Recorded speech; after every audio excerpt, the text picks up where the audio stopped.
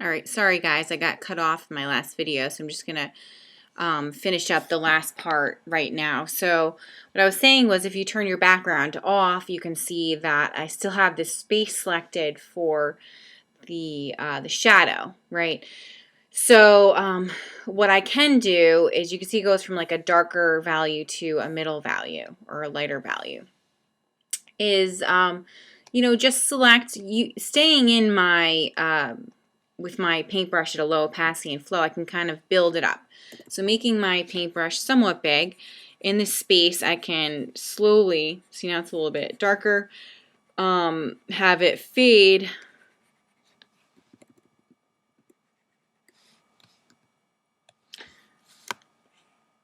Okay, make it a little bit,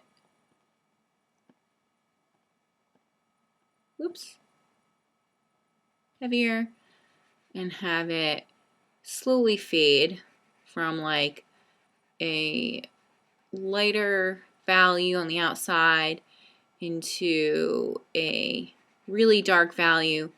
If you notice in the background, you can barely see the edge of the apple. So we're going to slowly just keep going over this until you can barely see the apple here. Okay. So if I were going to turn this the selection off by doing Control D, you can see, and I really haven't worked at all. I really didn't do the leaf yet or anything like that, but my apple's really starting to come into place.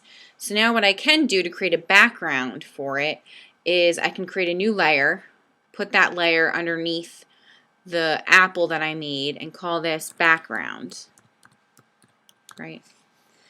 And I can make my background white. So I can, make the color swatch white.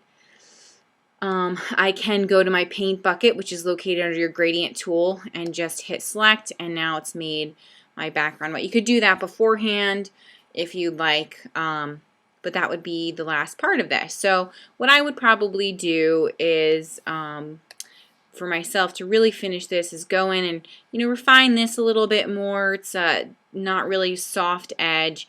And I really like the way that the apple looks so far.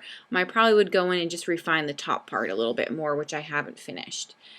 So ultimately, I really want you to, for this assignment, understand how the paintbrush works, right? So understand your paintbrushes, understand how you can pick up colors, and how you can change the opacity and flow of the paintbrush, even the sensitivity of the paintbrush, even though for this assignment I'm not having you closely look at that, but